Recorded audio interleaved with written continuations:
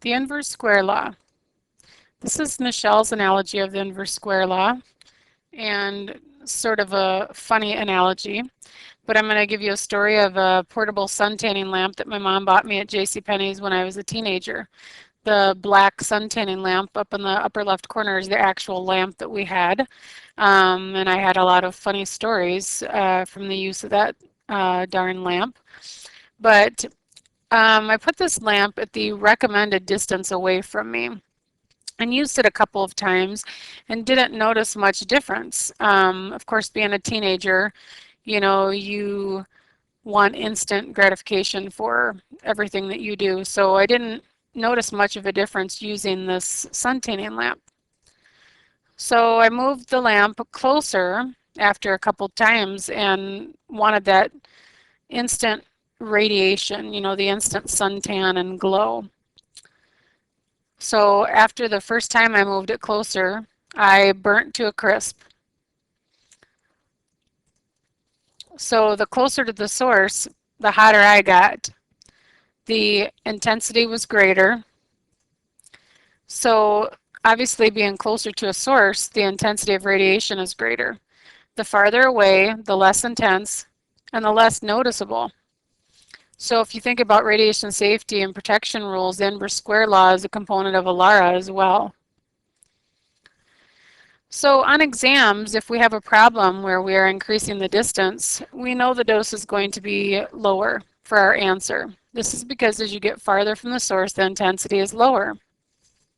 So if you mess up on your equation, don't pick the higher number without thinking about it.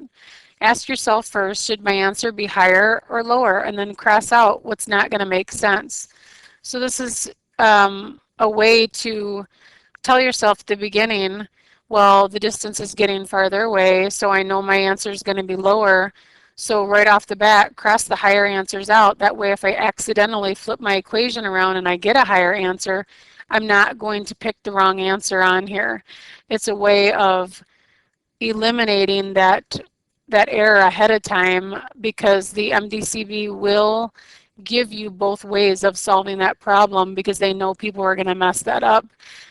So it's a way to just stop, and before you start writing equations out and solving it wrong and picking that wrong answer, just tell yourself, what am I going to expect to get, the end result of this question to be, and cross out things that aren't going to make sense right off the bat. And the other part of it is it's not always going to be the easy way. They're not going to always ask you questions in the easiest format. You're not always going to have a dose and two distances that you're going to square in order to get a new dose. Sometimes they will give you two different doses and a distance, and you end up having to take a square root of a number in order to find the new distance. They need to know that you know your math concepts, and you know that if you're not squaring a distance, that you would take a square root of something to get that distance. So you have to understand basic math concepts and be able to solve the formulas in both directions, because they're not just going to hand everything to you in the easiest format.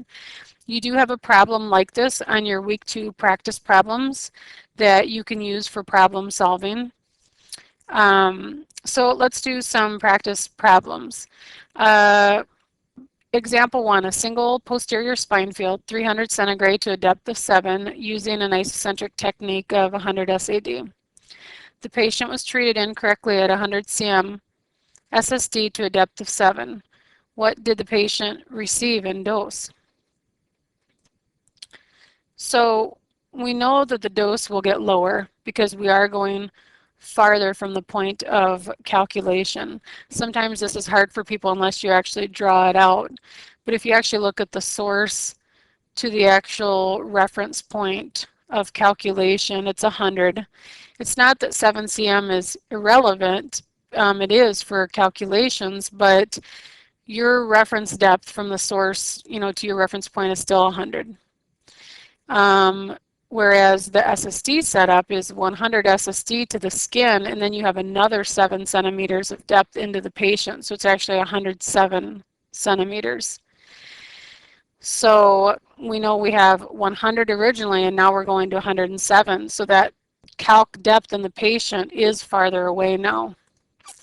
So here's the problem again, if you want to review it again before getting ready to set up your formula. You want to ask yourself, should that answer be a higher dose or a lower dose? The patient was accidentally treated farther from the original setup.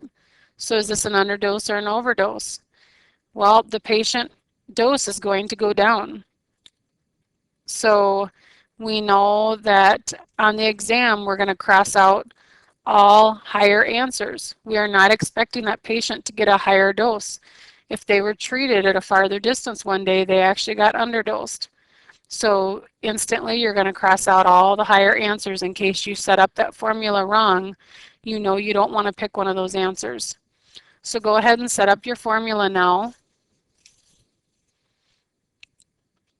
You should be setting up 100 over 107 squared, and then you're going to multiply that by 300 centigrade. You should get 262 centigrade for your answer. If you accidentally flipped your numbers, you're going to know right off the bat that you did that.